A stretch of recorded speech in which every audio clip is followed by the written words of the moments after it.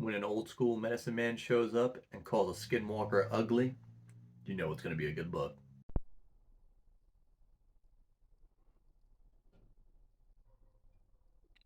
Be more than human.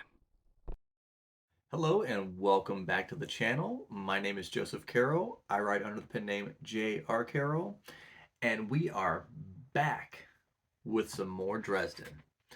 In fact, we have made our way to Turncoat. Um, and this is one of those Dresden books where, everybody's like, so many things change after this book.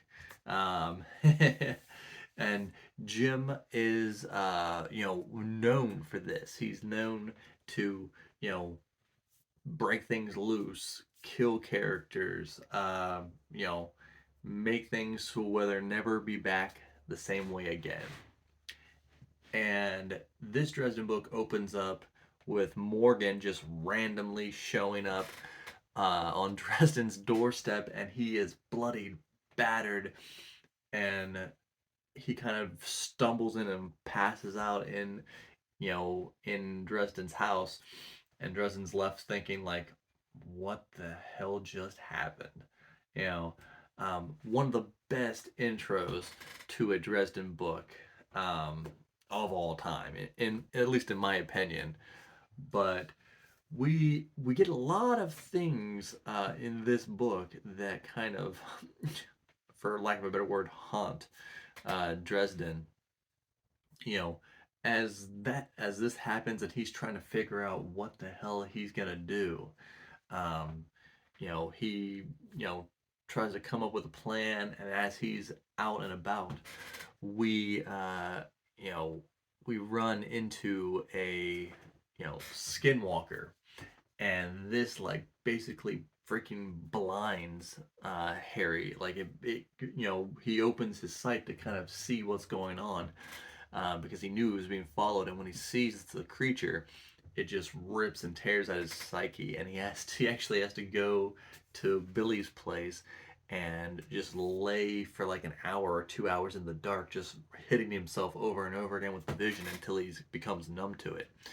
Which, that I mean, he has always said, that frightened. He has seen, or you can see frightening things as well as beautiful things with the wizard's sight.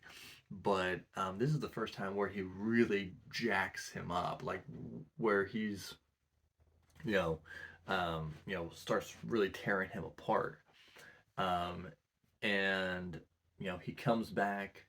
He comes back and has you know gets some supplies from Thomas, to kind of bandage Morgan up and everything. And he's in his head. He's like, well, if the council is after him and they know I'm harboring him, like they'll kill me too.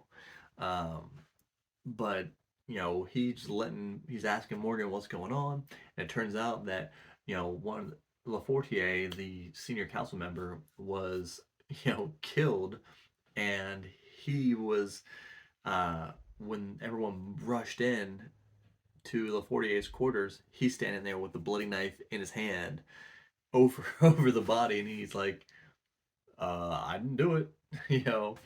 Um, but he also had like $5 million in his bank account.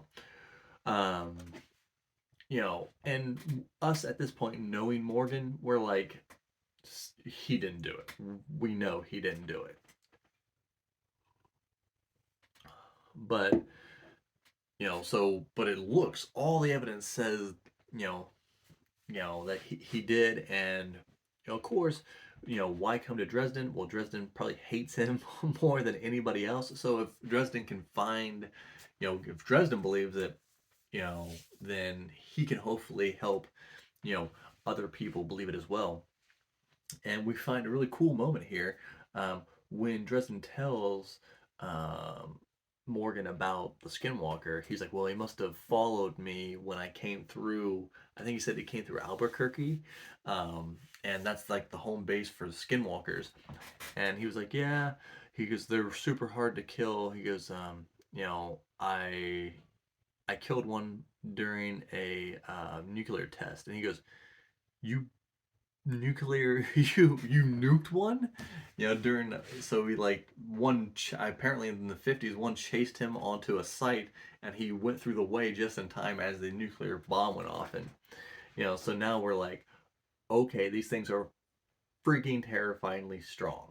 um this is, we're like, well, how, what is Harry going to be able to do, you know and there's so many. Of course, with every Dresden book, there's more than one thing going on at a time here, and we're trying to figure out who's doing what. Is this is and he calls the Skinwalker Shag Nasty. Sounds like a sounds like a rapper from the late '80s. Um, but he's like, well, okay, is this involved in the whole Morgan thing, or is there something else to it? Um, but what we see here is a plot that is being kind of brought about by what Harry and Ebenezer have been calling the Black Council. And he brings that up to Morgan, and Morgan's like, there is the he's still, even though he's being pursued and kind of trying to take the fall for this, he still won't believe in a conspiracy theory there. um, but he tries to you know he tries to bug out, um, and this is when we meet another really fun character. We find out that Harry's bug out plan was in his storage unit. He has like all these wards and stuff that where he can't be tracked, and then he can jump through the jump into the you know into fairy and kind of disappear that way. But we meet this sort of sorcerer, sort of wizard, called Binder, and he really just has one trick. He has somehow binded these beings from the Never Never, and they're just like these hitmen that just come through, and he can just keep drowning waves and waves on you. And Harry and Murphy and Molly figured out a way to beat the guy, and then we find out that behind him is Thomas's cousin, and they just freaking hate each other. Um, and so that becomes kind of a side tangent here, because there's like a most wanted post like online on like eBay and Craigslist or whatever. They had a list for Morgan, like $5 million or $2 million in favors, and all these supernatural people want the favors, of course, from the White Council.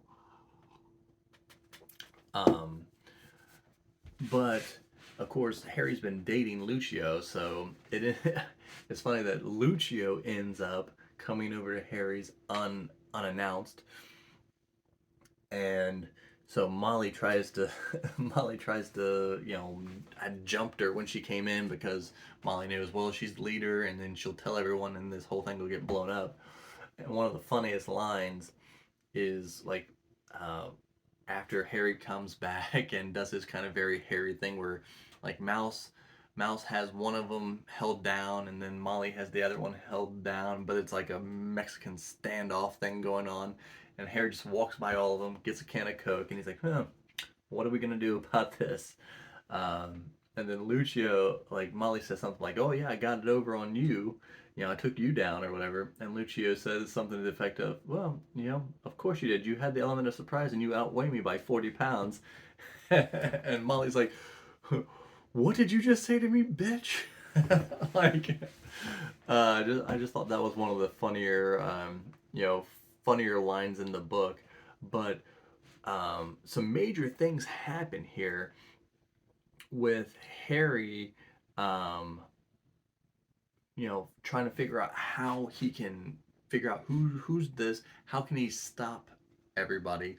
He ends up taking Morgan out to the island that we have previously seen, and we knew something was off about this island, um, but it turns out that there's some kind of spirit on the island, and Harry goes out there and kind of does a ritual to tie himself to the island, and he ends up giving the island a name of Demon Reach, and there's even like the spirit even manifests like I think he says that thing's like 11 foot tall, and it looks kind of like it has like a cloak on it, green eyes.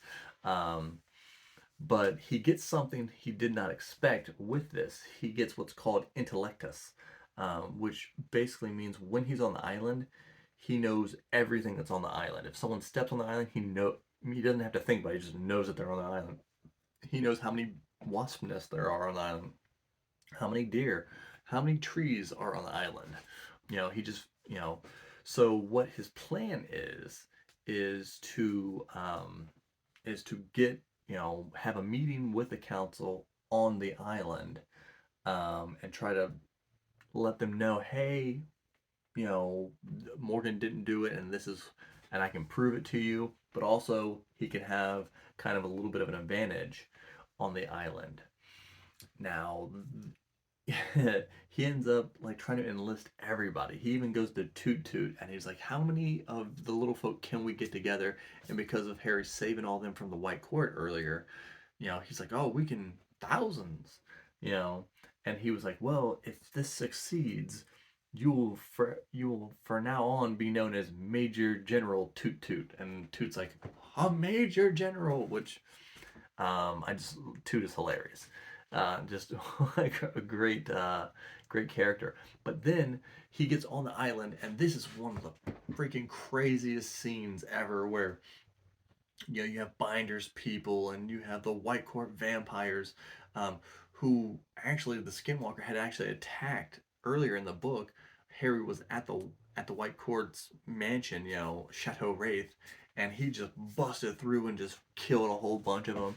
So he actually his um, thing was because the Skinwalker has taken Thomas to get the Skinwalker on the island, but he was expecting to have like the White Council and a bunch of people with him, but the White Council had to go and fight Binders people and the other people who came through the veil to fight, came through the Never Never, and so he ends up fighting this Skinwalker on his own, which, I mean, he put up a great fight.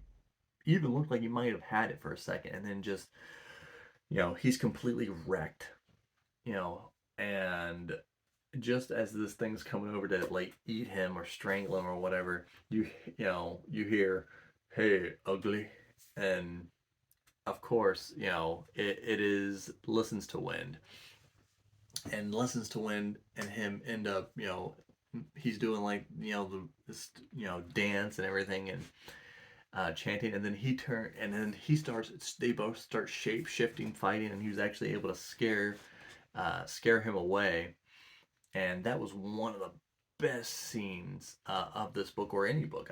I loved that scene with Listens to Wind, and he gives Harry some great advice and everything, and then Harry eventually allows them to take Morgan back to Edinburgh, and you know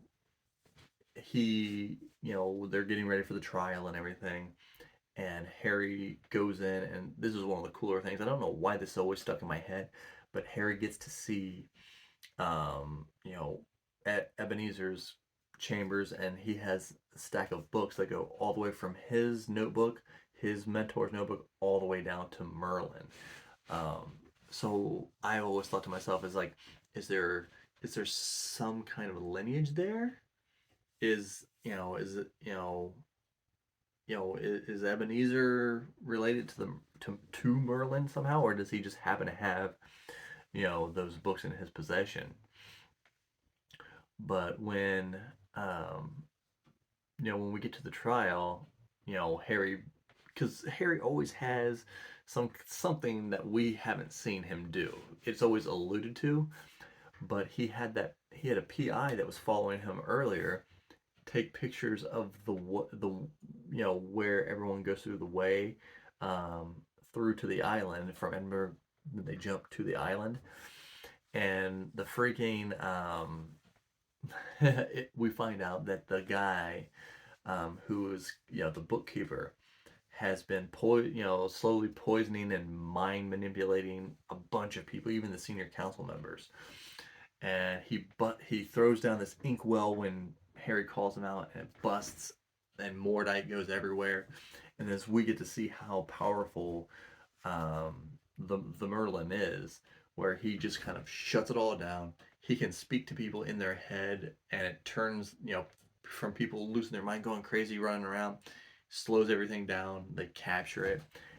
Harry um, chases down the bookkeeper and ends up, you know, fighting him on a portal that was leaving the way, and just back and forth. But Harry's already busted up, and the guy's about to strike Harry down, and then out of nowhere, Morgan, boom, shoots him right through the head, kills him instantly, no death curse. And but in the one thing that infuriates a lot of people is Morgan tells him, "Let me take the fall." The council needs this. If the council lets him live, then it's going to be seen that the council is weak. And we also learn that it was actually Lucio that was the killer, and he took the fall for her, because her being in that younger body it made it easier for her to be manipulated. So that is one of the things that kind of goes on here. We figure out that she was being manipulated in multiple ways. She did kind of like Harry, as we learned in the last book that they were kind of together, but she did kind of like him, but that was pushed on her. So now her and Harry, they're gone. Laura has learned that Harry is free game. He's no longer protected by the love that he had, because he's been you know sleeping with Lucio, and that's another reason he finds out that she didn't love him, because it didn't burn any of the white cords that touched him or kissed him or whatever. But this this was kind of a sad book, because you at the beginning you hate Morgan. You still like, I guess he kind of grows on you. He's kind of that asshole, but he's your asshole. But let me know, how did you like this book? Was this one of your favorites? Um, where did you fall on it? Make sure you're liked and subscribed, and I'll see you in the next one.